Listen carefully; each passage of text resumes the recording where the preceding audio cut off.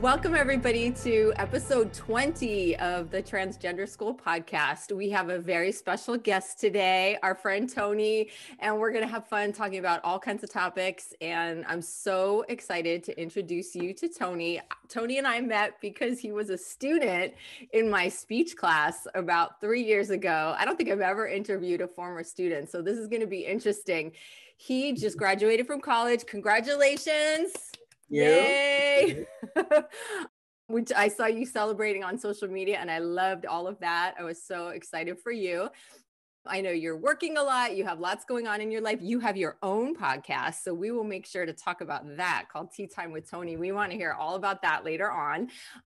But let's start with just how we met, and then we're just going to kind of ask you to tell us about yourself and your amazing self, because there's so much to share. But what, just as a kind of little test, what do you remember about being in my class, if anything? Oh my goodness. What do I remember about Comms 151? Oh my goodness. Always start with like a bang. Yes. Oh, your attention grabber. Oh my goodness. If you ever take a break, like disguise it with like a cough or like a swig of water. Yes. Oh my goodness. You remembered important things. Oh my goodness. I think it was like a quote or something. Never have like a full speech written down. Always just have like an outline and just like certain things that you want to hit on. Oh my goodness. Making me so happy that even that much stuck 3 years later. This is amazing. You get an A+. Do you remember what your speeches were on? Your major speeches? I did a speech on Beyonce. I remember it. Yes, you did. It was one of the best speeches ever. And also on self-care, which of course I loved too. Yeah, taking care of yourself. Yes. Jackie, you came to my classes a bunch of times. You probably remember seeing my students give speeches and terrified. What do you remember? I remember getting into it with the guy who argued that women should have to get a license to become pregnant. And then I was I have follow-up questions. I will never forget that day. I thought I was going to get fired because I you thought were he was going to go to my chair and be like, this professor brought her daughter who harassed me in class and totally tore my speech apart. Anyway, all right. I probably enough reminiscing about my speech classes, but I just wanted to give our listeners kind of the context of that. That's how we ultimately, or at least initially, first came to know each other. And we've kept in touch since, thankfully. And I followed all your incredible things going on in the world and your fabulousness and how you are just a legend and an icon on social media. And every time your posts come up, I'm like, oh my God, he's amazing. So, so tell us about you. Just tell us like, who are you and what do we need to know about you? Oh my goodness. Well, hi, I'm Toniii. Pronouns, he, him, his. But honestly, I'm not too big on pronouns. As long as you're not like saying anything disrespectful, I'm A-okay. Recent Cal State Northridge grad, my bachelor's of science in recreation and tourism management. I am college educated or whatever, you know. Born and raised in Los Angeles. Oh my gosh, I don't know what else. I'm gay. Yes, that's important. I don't know what else. What else would you like to know? I'm terrible at this question. Yeah, well, tell us a little bit about your life growing up. A little bit of your background, if you don't mind. Of course. So I was born into the foster care system, 22 years old. I don't look it. No. Wait, are you saying that's old? That's like, you don't. That's what you want to look. Everybody's supposed to want to look 22. I feel old on the inside. This hat, you know, there's gray hairs.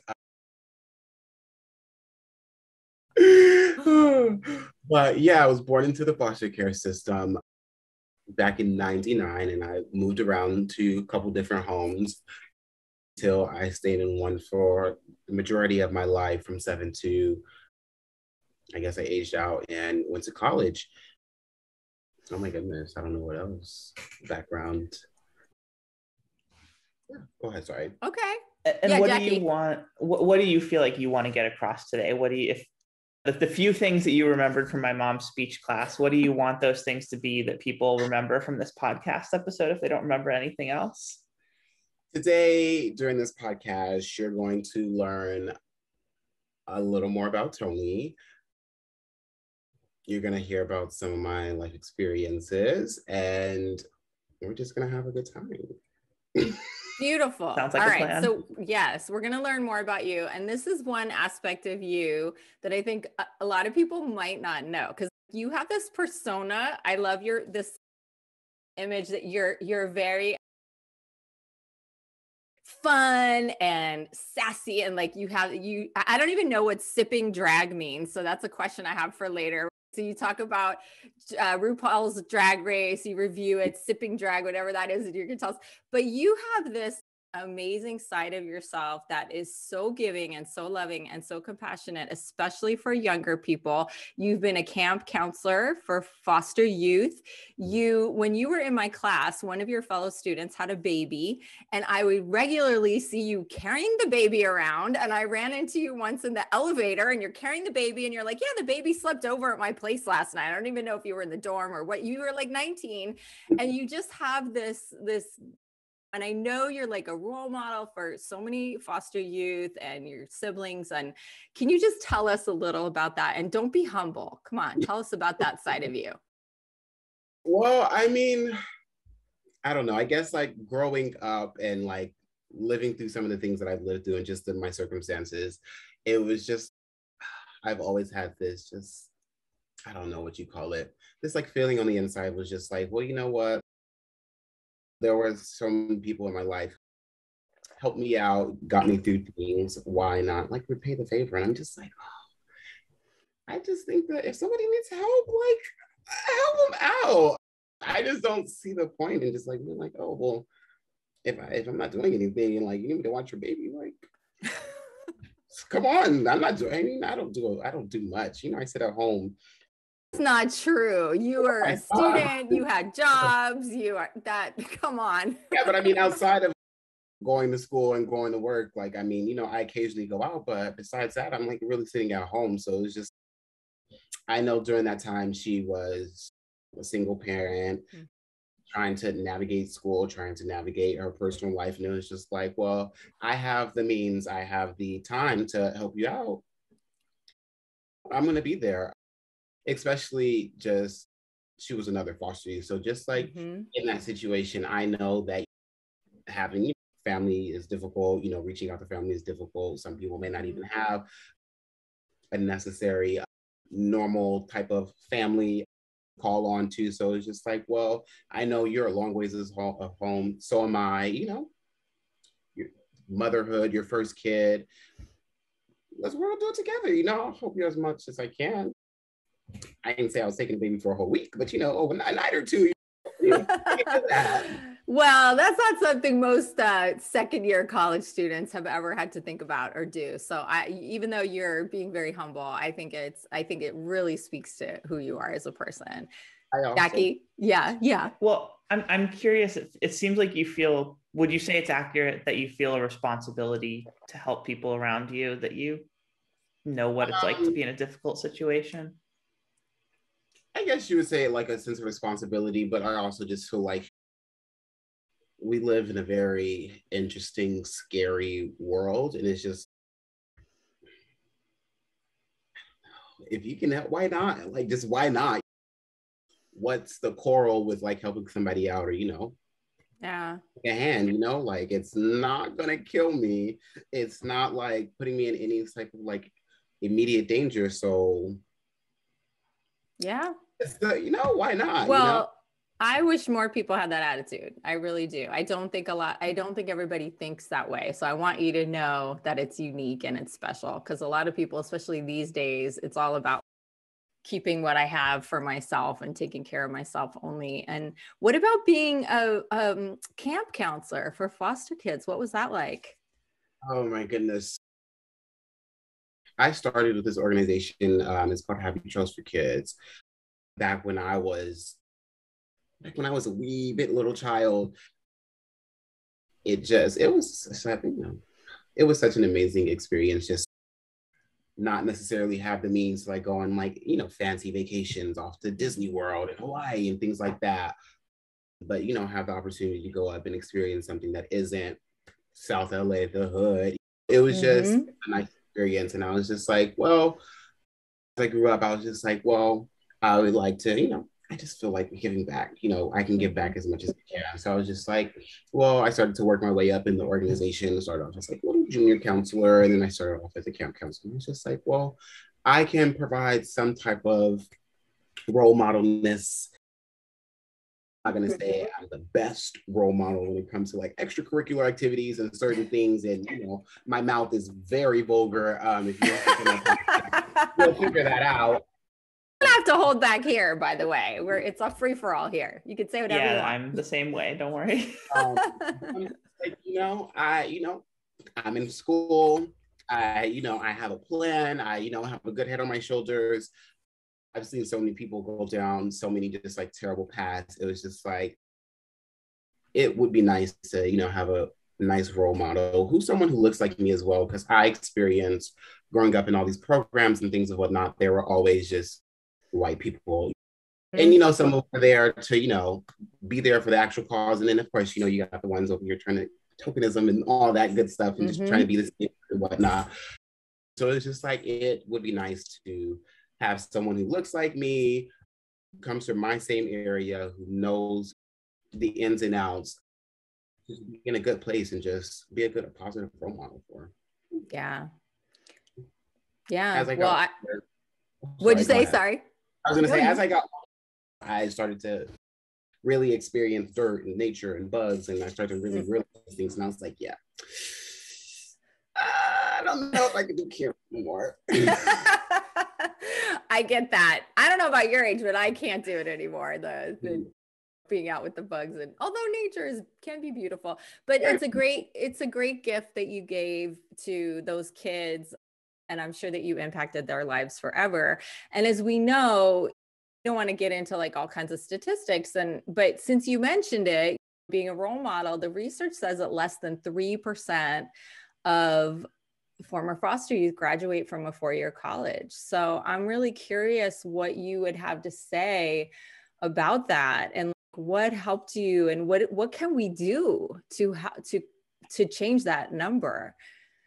Well, I mean, I want to say that statistic has changed, because as I grew up, I always heard like that 3%, that 3%. Yeah, it should be higher now then. Yeah, okay. It's for sure higher now. Okay. I don't know exactly how high it is, but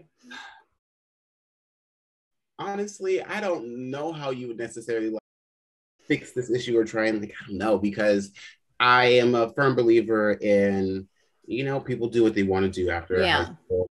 College isn't necessarily for everyone. Barely for me, but I already spent too much money to turn back, so I might as well just go on through with the whole thing. But it's not necessarily for everyone, especially in this day and age, 2020, when you have all these TikTok and all these other jobs where you don't necessarily need a college degree.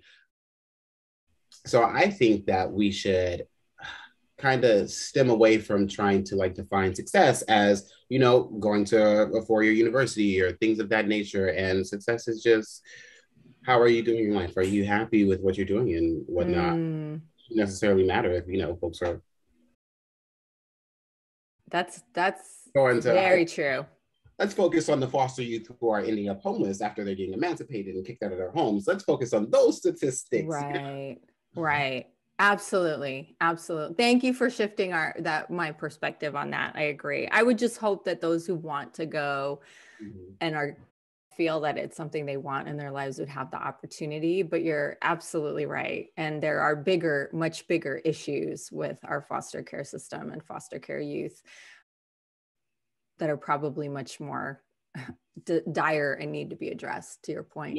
I will say this on the fact of the matter. I think having role models and having older folks who have experienced higher education, coming back and having those folks in organizations like Happy Trails and other organizations like that, that's how, you get the word out. And, some folks will be like, well, you know what? Well, how did you do it? How did you get there? And some folks will be like, sounds cool, but not for me. Right.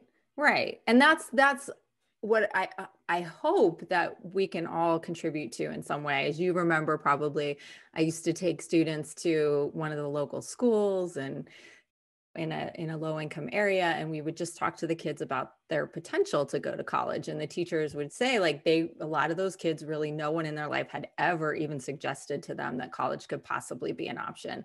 So it's just hopefully opening up the opportunity that it could be considered as an option for those who would want it, and to see people like you said who look like you, who are role models for that you can do it if you want to. Well, and I think to your point, Toni, about the issue going so far beyond whether someone goes to college or not, and being about your individual success, your individual well-being as a human. What are we not, as someone who's experienced growing up in this system firsthand, what are we not doing as a society that we should be to provide people the supports and the validation and the opportunities that they need as kids to actually feel like they're okay and that they are comfortable existing and doing their thing in this world, whatever that might look like? Ask your question one more time. What would have helped when you were a kid? What did you not get that would have helped other kids who didn't have the outcome you did to maybe have a better outcome? What would have helped? That's an amazing question. Or what did help, if anything? Yeah. I think what did help was I think I was extremely fortunate to kind of experience a lot of things outside of my own community, whether it been like summer camp or whether it been, I used to go to church at the Salvation Army all the way in Santa Monica, and they would come pick me up, and I would, I was so fortunate enough to just be exposed to a lot of different things. I went to like band camp and like things like that. So I think just opening up experiences for folks in low-income areas who don't necessarily have the means to afford a week-long of summer camp or afford, all these different activities and things that other folks are fortunate to participate in. So I just think opening up more experiences and things like that for folks. So folks have the opportunity to, I think when you live in a low-income neighborhood, there's always, you always see the sports people on the television. You always see like the actors and the pop stars and the rappers and things like that. And that's what's shown to these folks, these children. And that's what they think that's what they think that's out there. You always have these folks who say, well, I want to be a teacher. I want to be a bus driver or astronaut or things like that. And it's because these are the things that are just like constantly in their face. But, you don't necessarily see, well, accountants or lawyers necessarily, or like, all these other different fields, IT people and all those other, because you don't necessarily know about that stuff. So opening up the door, different things to everyone. Exactly. That's an excellent answer. I think that's the best answer. And also it's about making sure that people know what's out there, because we know I've talked to someone involved with Camp Mulberry, which is a free camp for transgender and gender expansive kids. And it's just, I'm constantly telling people about it and seeing, I post and things and people are like, I've never heard of this. So it's about some of those resources are out there, and we all have to do a better job of making sure the people who can take advantage of them know that they're available. And I'm so glad that you were connected in that way. And that makes sense. And I didn't know all of those things about you, like band and all of that. So it makes a lot of sense now that you say, what, like you definitely don't seem like a band geek. But you got to have those experiences, and that made a big difference for you. And so how can we those experiences more accessible? But I want to turn the conversation to the big topic of our podcast, which is LGBTQ plus questions. I don't even know. Everybody wants labels. I like how you said, I'm not that concerned about pronouns, but here, let me say what I think I see clearly you're gay because you share that openly. You are, but you also have a very gender bending kind of style. Like you wear feminine clothes. We were talking last time, you said something about, oh yeah, I see how people look at me when I'm out with my purse, and the way you carry yourself. It's beautiful. It's great. And I just want to hear from you. How do you see yourself and your place in the world in that LGBTQ plus acronym or beyond it, whatever, in that realm? I would say, if I get down to like the nitty gritty, I would say I'm cis, hetero, no, I'm not hetero, oh my God. God. I'm a cis homosexual. I guess I would be gender fluid. I was thinking about this in the shower. I was like, what? I guess what would I describe myself as? You know, I'm not. I know. Maybe there's no label. I don't know. The labels are so limiting. I'm Toniii. You're Toniii. Yeah, I know. Okay. I like that. Okay. But what about like, how do you like to dress and present yourself? Because I know that's a bit like you're very into that and you're very fashionable and it's a big part of you. I'm not the best with words. I did not graduate with a degree in like language and whatnot. I want to say, you know, I dress, I guess, androgynous would be the word. Okay. You know, I'll give you a little bit of both. You know, some days I want to be like really mask and I'll wear like baggy clothes, whatever. And then some days, you know what? I want to wear a crop top and booty shorts and, you know, my heeled sparkly boots. And grab my favorite bag. But yeah, I wear whatever I want to wear. Clothes are clothes. Yeah, I love it. And this is really important because like I'm in support groups and things with parents, and this is the kind of thing that freaks people of my age out big time. They're like, okay, we're trying to be allies. We're, you know, if they're cis and hetero, but I don't understand. My kid wants to dress like a girl one day, dress like a boy the next day. Like, but you are what you're saying. I feel like that's what the reality is. We can't pin people down in their identities and their expression and their presentation. So what would you say to these people who are like, but what are, you know, how do you define yourself and what's the label? And like, we hear you saying, like, screw the labels. Like, I'm just Toniii and I'm going to be me. And that might be different every day. Like, what do you think about that?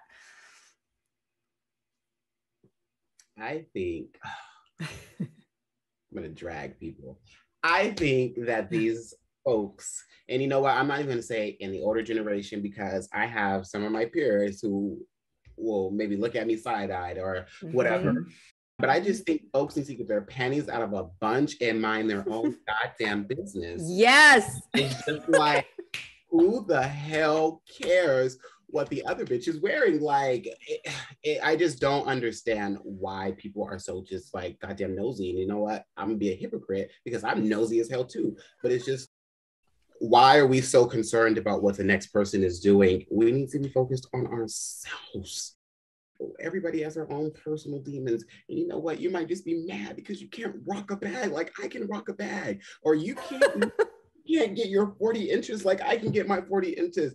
You know, it's just people are jealous that, you know what, and when it comes to the older generation, I think that they're really jealous. They're the ones that are really jealous because back in their day, you know, they maybe wanted to put on a skirt or wear a purse or do something like that, but it was so frowned upon back in their day that it's just like, now I can't get, now that I wasn't able to do it, now I'm going to shame the next person because they do have the ability to do it. They do have the ability to just be themselves and not give a fuck.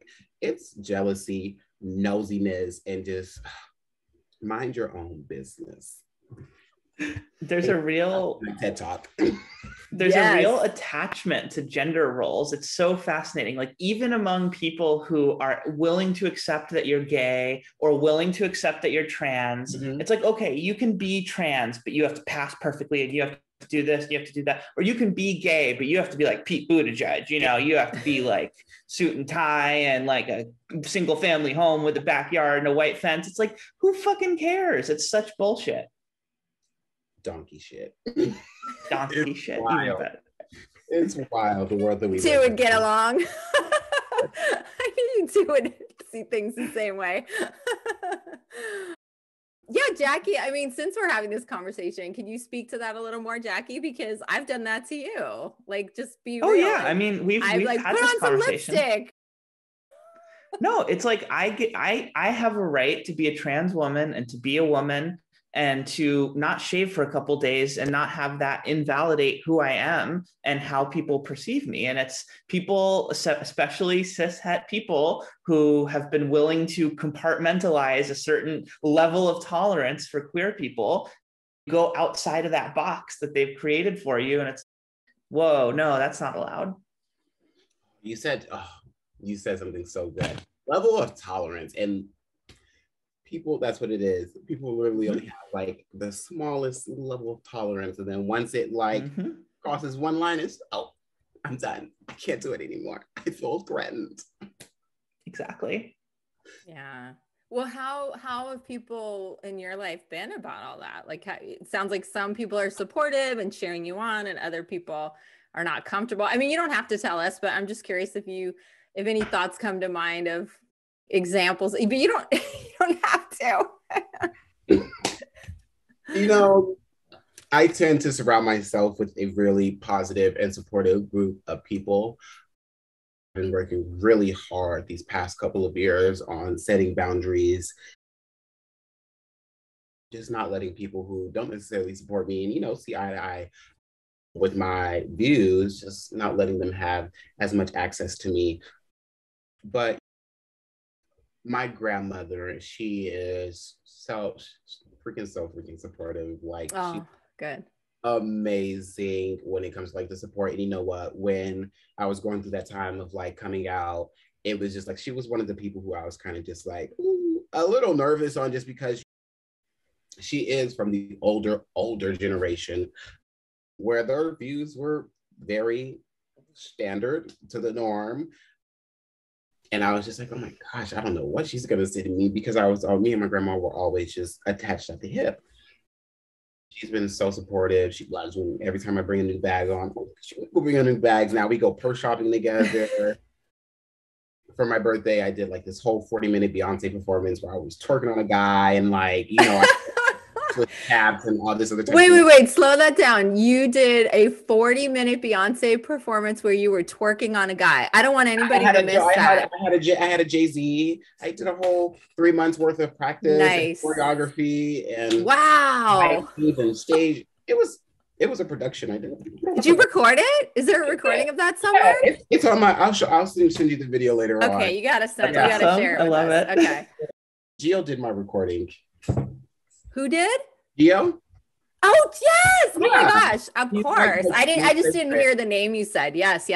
Love him. Okay, I have got to see that. I did not know that was out there. Okay, so your grandmother has been supportive all along. Yeah, and some of my other family members hasn't been as supportive, but it's just setting my boundaries and just. I'm gonna speak my truth at the end of the day. I'm gonna speak my truth and I'm gonna set my boundary, and it is what it is gonna be at the end of the day. It may suck to kind of have to X people out like that, but hey, I got to do what's best for me. You have to. You were just saying that before we got on the call, Jackie. Like, there's no obligation. What were you saying? Yeah, no, I mean, I think queer people have no obligation to keep people who are not accepting, who are actively harming their mental health in their lives. And that's sad that we have to do that. It's sad that it's our responsibility because other people aren't accepting. But at the end of the day, those people don't get to complain if we're not talking to them, if we are not interested in having them in our lives, because that was their decision to not just tolerate who we are. Mm-hmm. And I'm an amazing person. Like, I took somebody's baby overnight, and I was a full-time college student and working 2 jobs. So Thank you. Person. And for you to and for somebody to just not have me in their life anymore, it's a loss on your part. Like, hell yeah.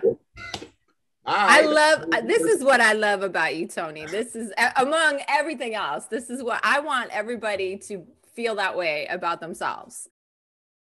We need to all be our own biggest cheerleader. Yeah, absolutely. So, okay, speaking of that, of everything you put out there, tell us about your podcast. Oh my goodness.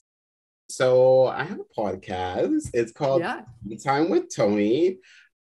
And it's a podcast where I talk about sex, drugs, relationships, criminal activity, political activity. Ooh. So much stuff. Oh, I think I might need to come on that podcast. We got a few things to talk about.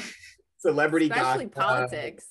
Things that are in the media, just and honestly, I talk about whatever I want to. It's honestly just a front for me to be nosy and just gossip with people. I love it. I love that. That's great. But yeah, it's really fun for me. I drink a lot of wine. Nice. While I do it, and it's tea time with Toniii, so I drink a lot of wine and just have. So you're not drinking tea in tea time with Toniii. You're drinking wine. Sometimes I'm drinking tea. Sometimes I'm drinking tea, and you know what? It might be a little spiked tea sometimes too. It depends on the episode. Sometimes I'll drink tea. Sometimes I'll just have a nice like sparkling water, or right. I'll do something.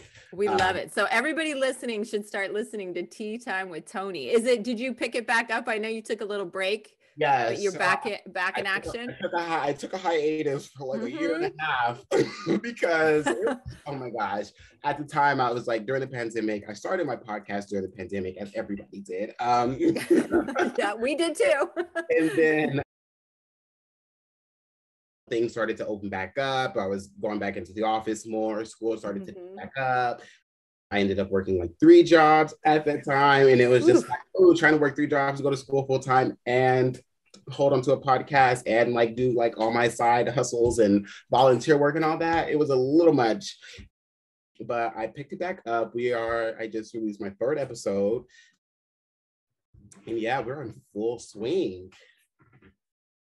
Nice. Awesome. Yeah, congratulations. We will be listening. And did I get this right? Did you say sipping on drag? Is that a thing? Can you tell us what that is? Yeah. I am so clueless. I know. So during the first season of my podcast, I added, I was working 2 jobs and going to school full time and doing 1 podcast. And I added a whole mini series to my podcast where I would review episodes of RuPaul's Drag Race every week. And I would just go through the episode, say my little 2 cents. And I called it Sip and Drag because I wanted it to still kind of be on theme with like Tea Time with Toniii. So I called it Sip and Drag. But as Drag Race has went on, since a year and a half ago, we've got like 7 seasons of Drag Race. So you'll have to be gulping the drag to catch up at this point. Yeah. Do you watch regular? You watch all of them? Oh yes. Well, I don't watch all of them, but I am very in tune with with the American season, and I watch Canada and I also watch UK. But all of the other franchises, I'm not there yet because there's just so many to keep up with. They're also. Some of the other ones are not in English because they're all in different parts of the world. And I do not like to read subtitles. And when you're reviewing it, what kinds of things do you talk about? Like, what are you looking for? I talk about outfits. I talk about like how I would do in the challenge. And I just give like a recap of the episode. Okay. But how you would do. Okay. Is it something you would want to do to be on it?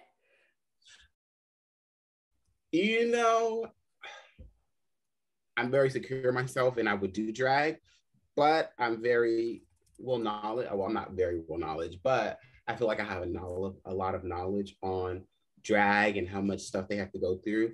And I can't. Yeah, it's a lot of work. And I like kudos to all the drag queens out there because it's a lot of fucking work. And I don't think so. I don't think I would be able to do it. Maybe like one time, but no. And then I know like on Drag Race, filming TV shows is forever. So you in heels, got your thing pulled back, duct taped up. Yeah, it's a mess to be sitting up there. And then you got the hot ass lights from production and all that. It's a lot. I don't think I would be able to do it on the TV show, but I would thrive on it though. I think all the challenges I would do really good at if I could just, be Toniii and not have to get in drag. So, but you're watching with the eye toward the little they're doing that you think works and what you like and what you appreciate, and you clearly have Yeah, you understand the strategy, and you clearly have you have reverence and appreciation for how much they put into it and how hard it is.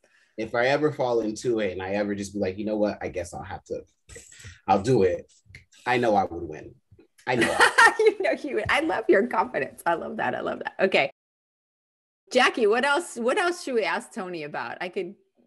There could be so many different fun things we could talk about. What do you think? Or serious things. Dun, dun, dun.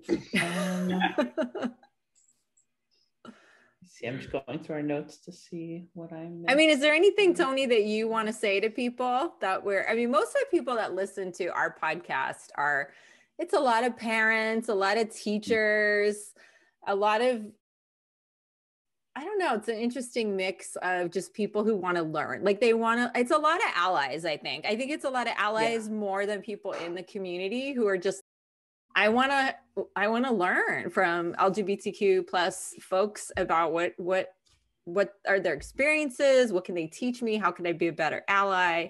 Like, any thoughts about that? What would I say to the allies? I'd say, thumbs up to you for being an ally. We appreciate it. Jackie, I have a question for you. Great. I was having this conversation with a couple of my friends the other day, and I'm in a weird place when it comes to like allies, because one of my supervisors, we went to a conference and she did a presentation on like allyship versus like accomplice. So now I'm just like, I don't know how I feel about allies. But my first question would be, do you think that allies are like would you consider them a part of the community? Because we were like, me and my friends, we were kind of breaking down the LGBTQIA plus. And I'm the only LGBT that so much. I'm the only one in there. So I was just like, I mean, I'm 95%, 99% sure the A in it is for asexual, but then someone said ally, but I was like, but you're not a part of the community. That's a little different. What are your thoughts?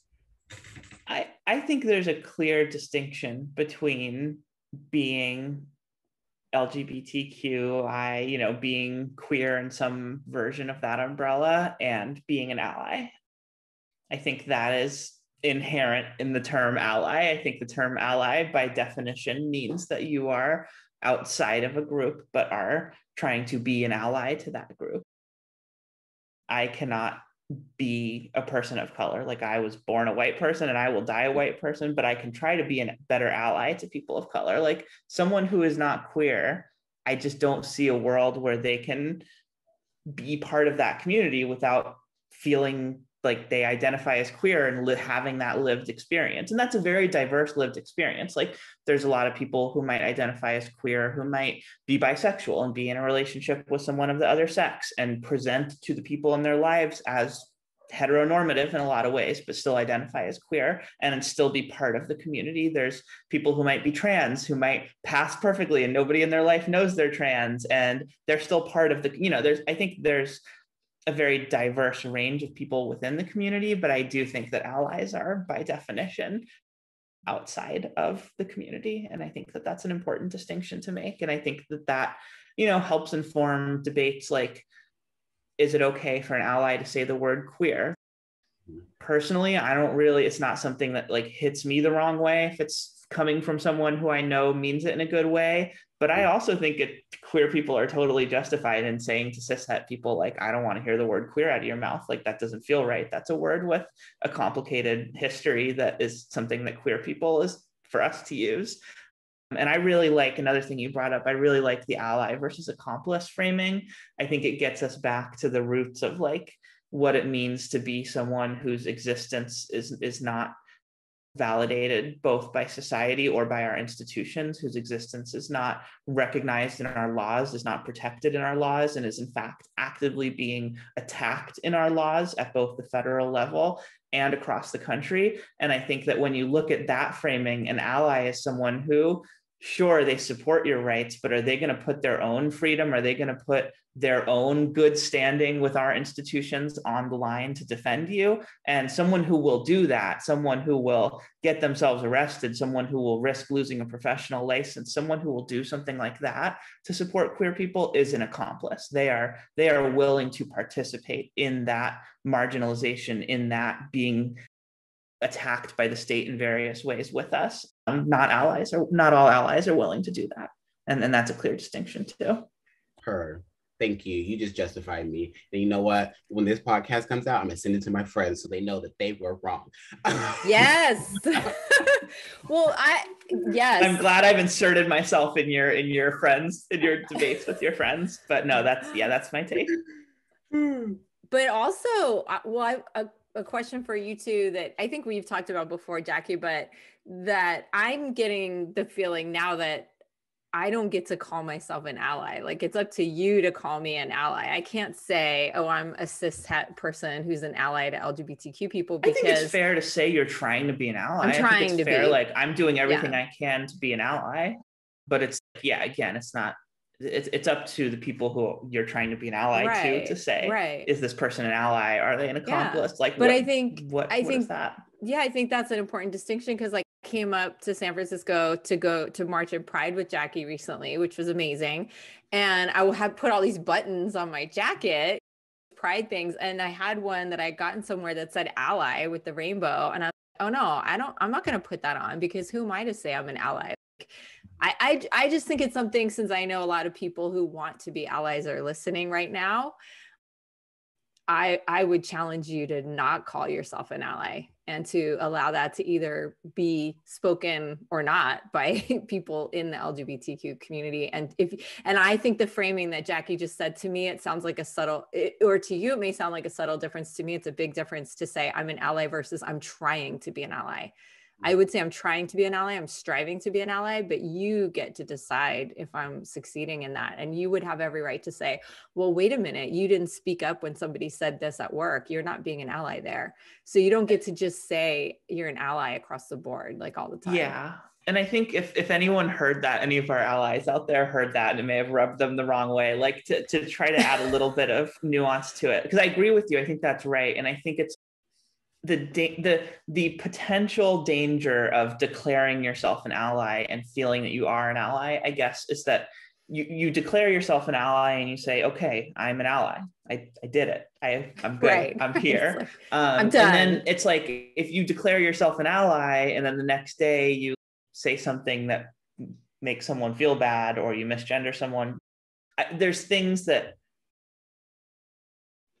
contradict your statement that you are an ally, and it's just exactly maybe better to keep it as a goal as opposed to something that you think you have accomplished and you are finished with, because it's more of a thing that you have to practice in your day-to-day interactions with the queer people in your life, as opposed to an accomplishment like a mountain you climb to the top of. You're like, I did it. I climbed Ally Mountain. I'm good. That's all I was trying to say. I hope I didn't I never like to rub people the wrong way, but I'm willing to do it if it gets the point across. But that's all I was trying to say, is it's something we should constantly be striving to do and to do better at and to learn more about. Like, I'm learning on this podcast.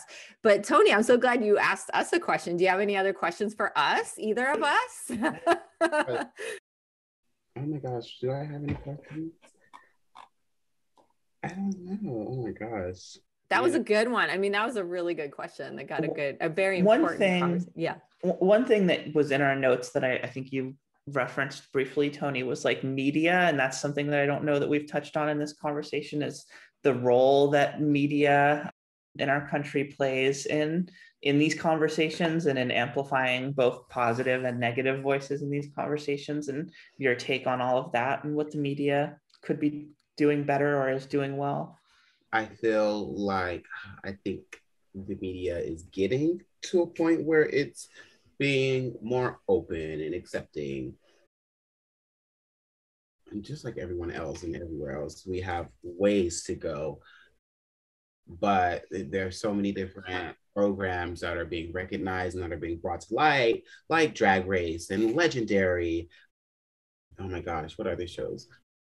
Do you like Pose? Oh yes, Pose. there's so many different queer shows out there. Yeah. Since 8, all of these different shows that are highlighting queer folks and their experiences,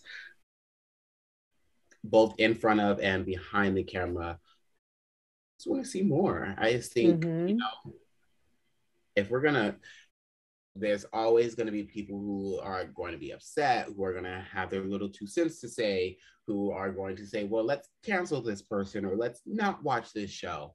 And I very much have this, well, fuck a mood. It's like, well, who the fuck cares? Like, move the fuck on. There's going to be the people who watch the show, who support the show, and there's going to be the people who don't. But who cares? Let's continue to put this stuff out there and show folks that, just put it out there. I know as a kid, I don't know about you, Jackie, but there wasn't Drag Race. I mean, I know Drag Race came out 2009, but I for sure wasn't watching Drag Race because of what I stigma behind it and whatnot. I didn't even know about Drag Race, and honestly, I didn't know about Drag Race and maybe until like the pandemic. I mean, I knew like things of it, not until like the pandemic, and I did my research during the pandemic. I did sit there and watch all like 12 seasons during the pandemic too. I didn't know about some of these shows, and just like I didn't know, there's so many queer actors and queer politicians and things like that that are not necessarily highlighted in the media. So I just think let's continue to just highlight these folks so that, the younger generation, these older generation folks are always out there, shield the kids, protect the kids, the game is contagious, oh my God, run, I'm gonna get you. But no, like these kids need to see this, just like how these kids are, you want these kids to see, watch the news and see what else is going on in the world. There's gay people all around the world. There's, your neighbor is gay. They're, kids are very impressionable, and it can be a good thing, it can be a bad thing, but I just think having these folks in the media, because that's what these kids are watching, they're all on their YouTubes and their iPads and their TikTokers and whatnot. This is just what they need to see, and it just opens up the door so folks are, first of all, so folks don't necessarily have to come out, and it's just something that's normal. Gay is normal, and then so folks feel comfortable enough. If they still do want to come out, they have the space to do so. Know that they're not alone in this world. Yeah, I'm starting to ramble, I feel, but no, you're right. I totally agree, and we're around the same age. I was born 97, and I've talked about this probably before on the podcast about how I just had no concept that being trans was a thing until I moved to San Francisco and went to college. I didn't really know that trans people existed, that people just transitioned and lived their lives, and that was something that you could do. And if I had known that a lot earlier in my life, I probably would have come out a lot earlier in my life, and I probably would have transitioned a lot earlier in my life. And that's not because the media would have turned me trans.